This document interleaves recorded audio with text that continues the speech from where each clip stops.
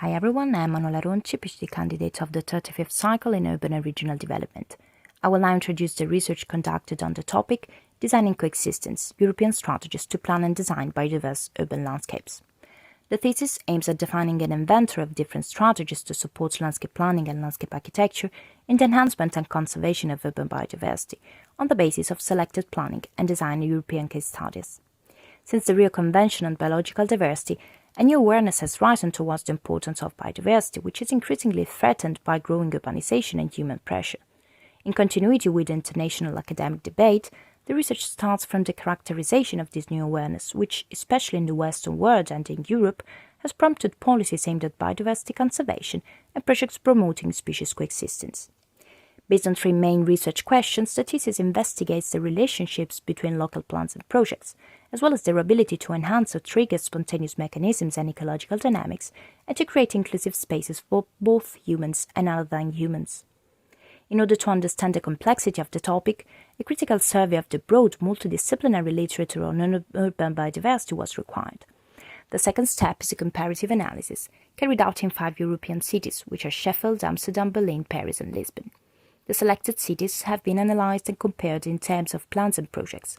Plans' relation to the higher planning system has been addressed, as well as their ability to inform the projects or to be influenced by them. Strategies in favour of biodiversity and the methods adopted to promote species coexistence have also been highlighted. 4 categories of landscape architecture projects have been investigated for each city in terms of ecological connections, analysis of the spatial composition, definition of the strategies aimed at biodiversity conservation, and link between the local biodiversity plan and the project.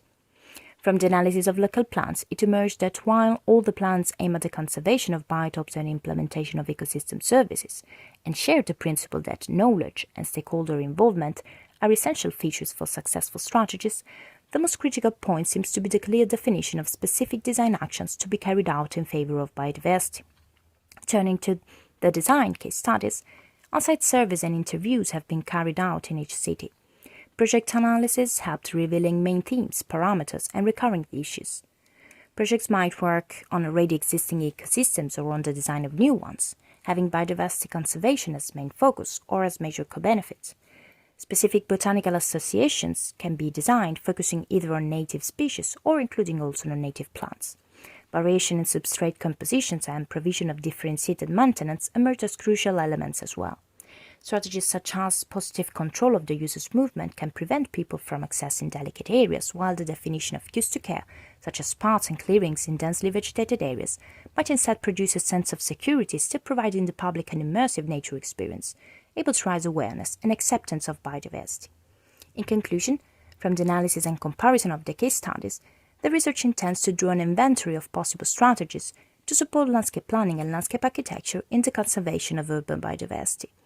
Schemes of analysis are being implemented to clarify and summarize the main project features exposed in the analysis. Thank you very much.